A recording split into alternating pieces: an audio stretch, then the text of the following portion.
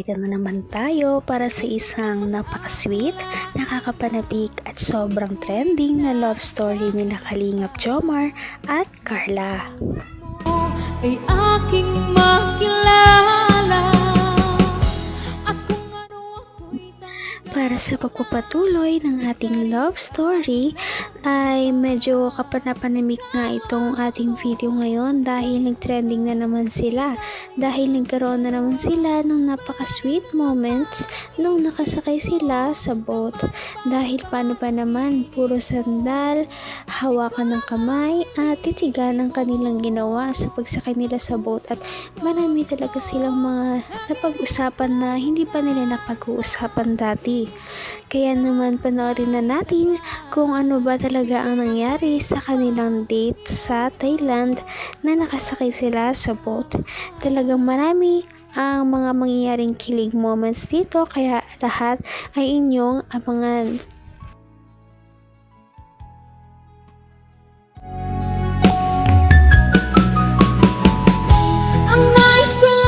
Pero okay na po ngayon. Ba't ka malungkot ang nakaraan? Siyempre po, hindi tayo magkasama. Sorry na. Magkaiwalay tayo ng ano. Sorry na kasi... Ba't pinipilot na tayo? Nahilo ako. Saan ba tayo pupunta? Nagsasaguan ka man din po. Ikaw na natuloy. Pero yun nga. Sorry na at nasa ibang sasakyan na ako.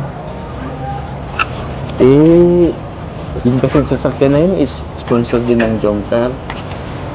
Naman, alam ko naman na kasama ka sa mga angels. Ako, kaya din muna yun ko. Pero, okay na rin yun kasi actually nagpamiss din talaga ako. Namiss mo ako, no? Hindi po. Bakit hindi? Nagtatampo ka nga eh. Mamumugo tayo! Ay, dali! Ay, wait lang po. Pasan kasi tayo? Ikaw, hindi nagkakasundo yung sagwan natin parehas. Magkaibayat na tayong sagwan. Ganito na lang, para tayo ganito. Pati yung sagwan. Pati sagwan, hindi nagkakasundo. Nagtatampo rin. Paano ito alisin? Ay, sorry. Sorry. Punta tayo sa gitna. Sayang naman yung bayad natin 200. Tsaka parang... Tara po. Tingnan mo, andito pa rin.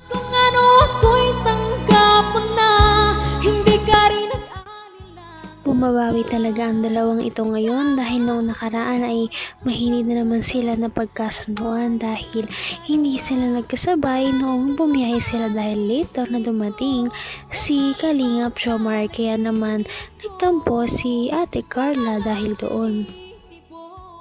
Ay, sorry. Sorry. Punta tayo sa gitna. Sayang naman yung bayad natin 200. Tsaka parang... Tara po. Tingnan mo, andito pa rin tayo, oh. Papunta po tayo doon. Punta tayo sa gitna. Kanina pa tayo... Wait, di nagkakasundo talaga. Sige. Ha?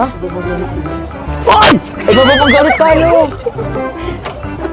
Sorry po. Sensya na po. Ano bang gagawin mo mamayang gabi? Matutulog po. Tiyan. Tutulog lang? Grabe, ang sarap ng buhay mo. Hindi po. Alam mo, Gong? Habang tumatagal, paganda ka ng paganda. Nakakainis ka na, ha? Hindi po. Ha? Parang hulog na ako sa'yo. Siguro, Carla, kailangan ko ng magpapogi para naman pumantay na ako sa level ng ganda mo. Patagal, paganda. Alam na, nasisinagan ka ng araw. Dala lang po yun ng liwanag. Ha? Basta naman gumanda nung nasisinagan ka ng araw. Ako, kailangan ko na yatang magpapogi para naman makakatay man lang sa level ng kagandahan mo. Naman ang bawat panaginip ko, ikaw lang. Hindi naman na kailangan naman pang magpapogi si Kalingap Jomar dahil para kay Ate Carla, siya pa rin naman ang pinakagalaki na kanyang nakilala dahil parang nagiging totoo na nga ang kanilang love team. Kaya ito na nga ang mga susunod na nangyari at mga revelasyon. Sabi ng karamihan sa akin, hindi ako pogi. Sinong bumubulong sa'yo na hindi ako pogi? Ano po ay, may narinig po ako dun sa meet and greet. Sa meet and greet? Joke lang po. Nag-disappoint ba Joke sila lang nung po. nakita nila ako personal? Sino ba yun? Kaya pala nabawasan yung subscribers ko ah. Alam mo, pagtingin ko ng after meet and greet, akala ko madadagdagan. Yun, bumawas. Napangitan ata sa akin. Nakapawad din palang gawa natin, ano? Kaya nga po. Ikaw naman na po magsagwan po. Ako na muna? Sige. Baka pagod ka na eh.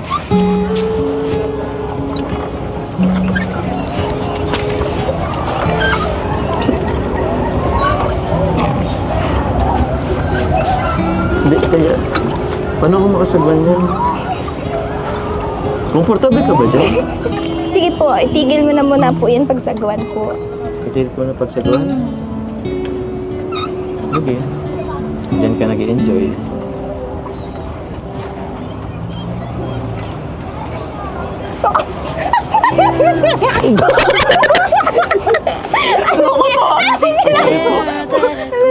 Wait, wait. Lakas ah! Ba't po inamin mo yung ulo ko? Hanggang wakas ay tayo ng dalawa. Palagi kang Kitang-kita naman na sobrang kinilig si Kalingap Jomar sa moves ni Ate Carla. Hindi talaga niya naitago ang kanyang pagngiti. At syempre, mahilig naman kasing manghalik o umamoy si Kalingap Jomar sa buhok ni Ate Carla. Kaya nagulat na naman si Ate Carla dahil dito. Ngunit syempre, ito naman ang ginagawa sa taong gusto mo lamang. Sandal ka sa akin. Sandal ka na lang ulit. O, di ko na amoyin. Sige na, sandal ka na ulit. Sorry ah, hindi ko napigilan. Medyo namiss ko na rin kasi yung ano eh, yung aroma mo.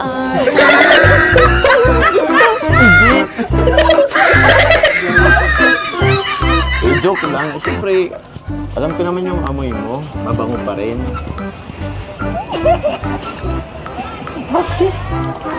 Kayo nga po eh. Bakit? May usok po. Nagsamit kasi tayo kanina. Teka lang, Carla. Papansin ko lang. Ba't andito pa tayo? Hindi mo lang tayo gumit mo. Kanina pa tayo magkausap. Gilid pa rin tayo. Ikaw, Ano po ba ito? Ha? Kailan po yan? Importante po. Magkasama tayo. Hindi naman talaga. Alam mo pa, hindi ka marunong magsagwan. Ganito kasi yun. Ganito kasi yun. Yung kamay mo dyan mo. Ganito kasi magsagwan. Ang tamang pagsagwan. Yan. Para umandar tayo. Hindi nga po tayo nag-aaway. Umandar tayo. Akala mo lang hindi. Pero umandar tayo. Alam mo ba, Carla? Ang relasyon, parang sagwan lang. Dapat sabay kayong pumepedal. Tama, kaya sana ay magpatuloy talaga ang kanilang love team. Nakakakilig naman ang kanilang usapan ngayon sa boat. At paniguradong hindi nila ito makakalimutan kahit na umuwi na sila ng Pilipinas sa susunod. Kaya naman abangan pa ninyo ang iba pa nilang pag-uusapan at mga revelasyong mangyayari sa ating mga video. Patindi na ng patindi ang mga pangyayari sa kanilang love story. Kaya naman sobrang dami talaga ang kinikilig sa kanilang love story at palaging nag-aabang. Kaya naman sana ay magkatuluyan din ang dalawang ito, si Ate Carla at Kalingap Jomar.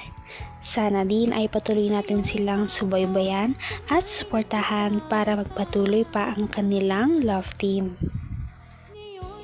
Paniguradong hindi lamang ito ang ating aabangan dahil marami pang mga susunod na kilig moments na mangyayari sa kanilang dalawa.